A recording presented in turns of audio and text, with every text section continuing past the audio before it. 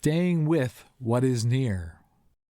There is a temptation, once the ground is felt, to look up and ask what comes next. But the life of God does not unfold by distance.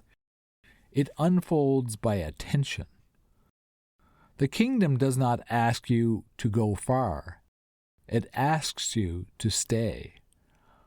Most of us were trained to believe that faith means expansion, broader vision, greater reach, increasing influence.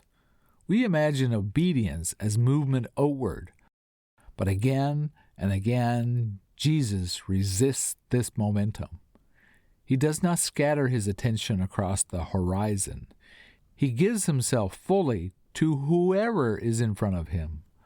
A child, a leper, a field, a table.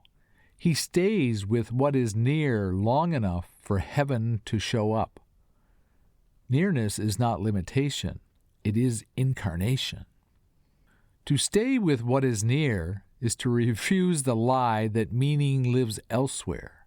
It is to trust that God has already arrived where you are standing. The soil beneath your feet is not secondary, it is chosen. We miss this because nearness feels small.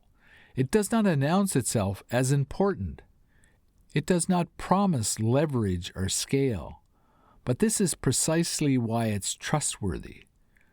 God hides life in ordinary proximity so that it cannot be possessed, only received. The work of the Father rarely begins with clarity. It begins with presence. Staying does not mean stagnation. It means fidelity. It means resisting the urge to abandon what is living in front of you for something imagined beyond you. It means tending the conversation you are already in, the relationship that has already been given, the soil that has already been broken open by life. Jesus did not heal crowds by scanning for potential. He healed the one who touched him. Power moved not because he was efficient, but because he was available. This kind of staying feels unproductive to the anxious mind. It does not satisfy ambition.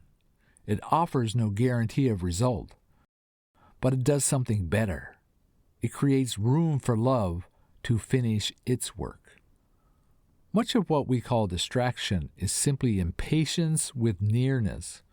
We rush past what is close because it does not feel significant enough to justify our attention.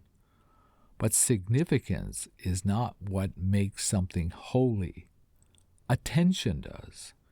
To stay is to consent to being interrupted, to be delayed, to be inconvenienced by life.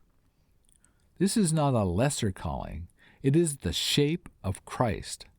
So if you are unsure what to do not look outward. Look down. Look around. What is near? What is asking for care without promise?